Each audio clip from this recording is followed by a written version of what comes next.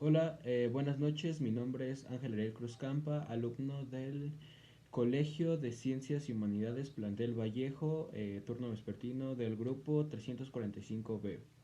Ok, el fin de este video es hablar acerca de la transferencia nuclear celular y de uno de los casos más importantes acerca de este proceso. Ok, como lo acabo de mencionar, es parte de un proceso de clonación.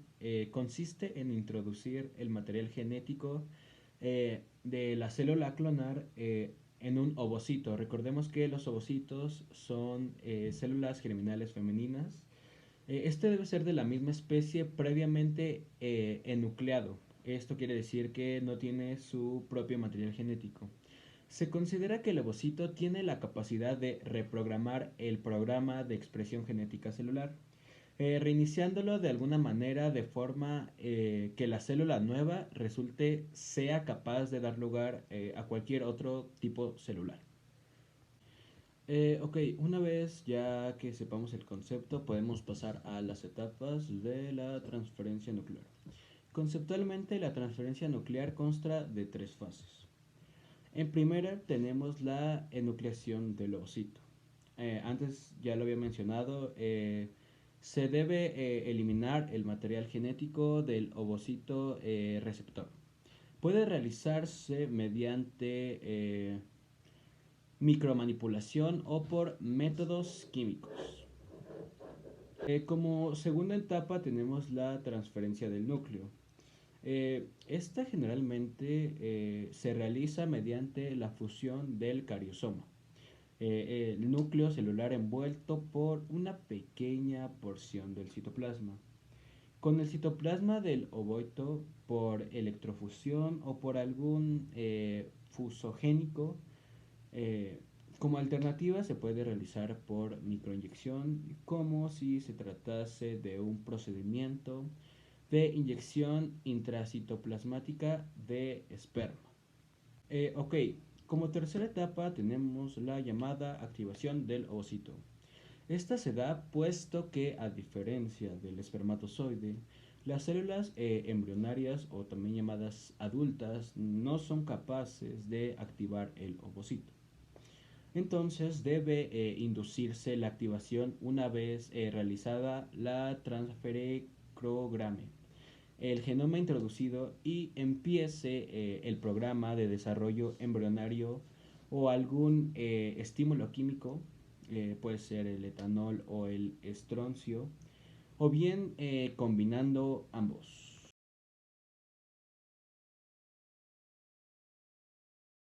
En el desarrollo de la técnica de trasplantes de núcleos, en los primeros experimentos, la desnucleación se conseguía pinchando ligeramente el ovocito en el polo del animal para que saliera el núcleo y también inducir la activación del ovocito. Después se inyecta el núcleo en una célula embrionaria. Después en los experimentos de John Gurdon, el procedimiento consistía en irradiar el ovocito para destruir el material genético e inyectar los núcleos en las células en el intestino del renacuajo. Más tarde se obtuvieron ovejas, cerdos, conejos y vacas adultas de células embrionarias en el estado de mórula temprana. Uno de los casos más importantes y más influyentes, hablando de esto, es el de la oveja Dolly que hablaré a continuación. Ok, antes de adentrarnos al caso de Dolly, me gustaría recalcar el concepto de manipulación genética. Ok, se conoce como manipulación genética o ingeniería genética a las distintas técnicas y procedimientos científicos, tecnológicos que le permitan al ser humano modificar o recombinar el ADN y otros ácidos nucleicos de los seres vivos con el propósito de obtener formas de vida que satisfagan ciertas necesidades. Para ello se añaden, alteran o eliminan del código genético de los seres vivos, llamado también edición genética. Al igual, se puede hablar de las ventajas y desventajas de la manipulación genética. Esta ingeniería permite llevar a cabo tareas antiguamente impensables, ¿no? Pues quién se iba a imaginar que se podía llegar a dar una clonación de un ser vivo o la mejora de la especie, ¿no? Podemos señalar algunas de sus ventajas, como la obtención masiva y rápida de sustancias bioquímicas indispensables. Estas pueden ser capaces de combatir enfermedades y de mejorar la salud de la humanidad. Esto puede aplicar en fármacos, vacunas u otros compuestos. También la posibilidad de mejorar significativamente la industria alimenticia. Esto nos puede ayudar a combatir el hambre y la desnutrición en el mundo a través de cultivos más resistentes climáticamente o que arrojen frutos más nutritivos y con mayor tamaño. Al igual la oportunidad de corregir defectos genéticos que ocasionan enfermedades a través de la edición genética puntual. Pero como sabemos, siempre hay un lado malo. Entonces, algunas de las desventajas observadas pueden ser, estas se entrañan en dilemas éticos y morales. Esto quiere decir que obligan a la gente, a las personas, a replantearse el lugar del ser humano en el orden de las cosas, ya que un error en la manipulación genética puede arruinar una especie entera o producir un desastre y un desequilibrio ecológico. También se piensa en que las especies mejoradas compiten con ventajas sobre las especies naturales. De modo que esto puede empezar a sustituirlas, empobreciendo, perdón, la variedad genética de la especie, ya que, por ejemplo, las mismas semillas mejoradas se usan para cultivos de distintas geografías mundiales. Al igual, nunca vamos a tener a ciencia cierta cuáles son los efectos a largo plazo. Esto quiere decir que puede que la ingesta de alimentos genéticamente en la población humana pueda cambiar, o por lo que más adelante podrían darse o existir complicaciones todavía impredecibles. Adentrándonos en el caso de Dolly. Dolly fue una oveja que nació en el Instituto Roslin de Escocia el 5 de julio de 1996. Como suele ocurrir en la ciencia, el nacimiento del primer animal clonado a partir de una célula adulta no fue casual, sino fue fruto del trabajo de decenas de investigadores a lo largo de muchísimos años. Aunque su imagen llegó a todos los rincones del mundo, la oveja más famosa no viajó mucho. Vivió en el Instituto Roslin, donde sin duda fue la abeja más consentida, observada y mejor atendida de toda la historia. Allí tuvo su descendencia, 6 crías que se desarrollaron también normalmente. Pero la pregunta en cuestión es, ¿cómo se creó a Dolly?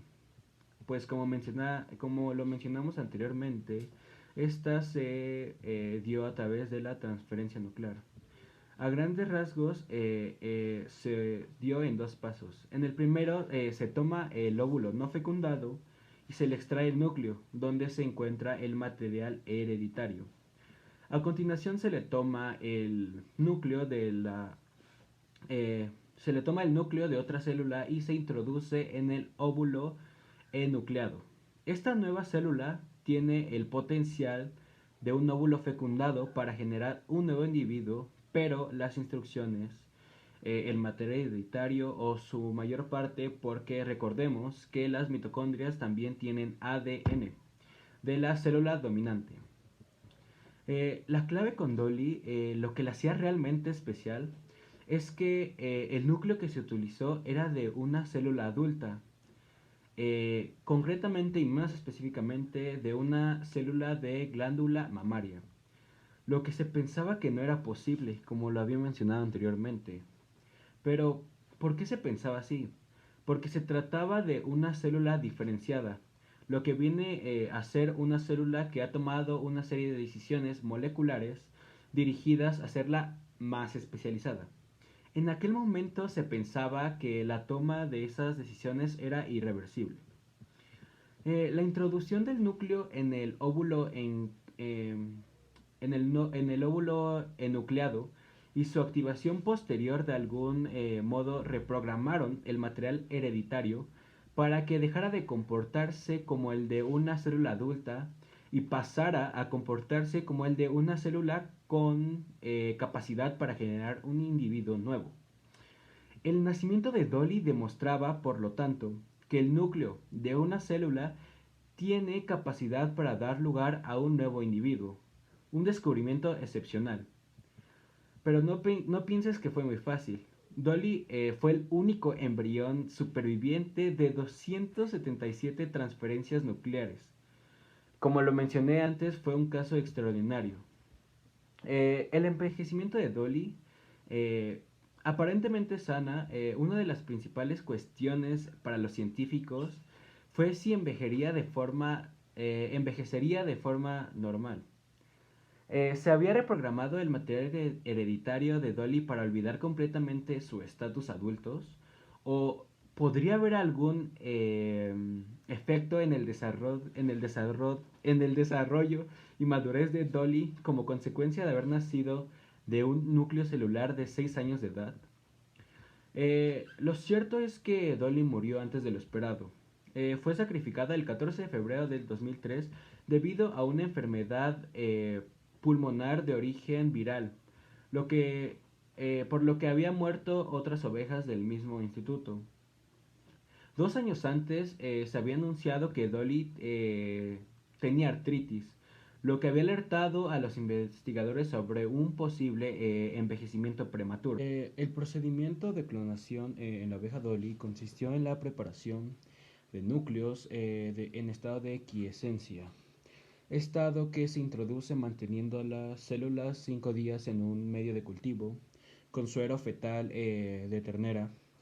Tras esos 5 días se inyecta la hormona liberadora de gonadotropina y se mantienen las células a 37 grados en una atmósfera con un 5% de CO2 y un medio libre de calcio. El ovocito se nuclea y se activa con un pulso de corriente continua. El ovocito enucleado se fusiona con la célula quiescente con un pulso de corriente alterna seguido de 3 pulsos de corriente continua. Luego las células se cultivan en 1 hora en medio de 10% de FCS y citoalicina B, y luego en el mismo sin citoalicina B. Después de 6 días se transfieren a la oveja receptora. Ahora, hablemos de la importancia de Dolly. Dolly marcó un antes y un después tanto para la ciencia como para el impacto de la ciencia en la sociedad.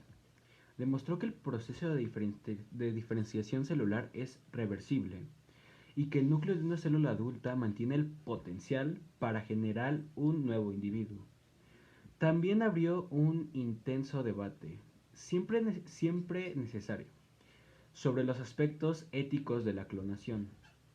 Más allá de su relevancia en el ámbito científico, consiguió que la sociedad y las personas de a pie hablaran de ciencia, de sus posibilidades y de sus límites.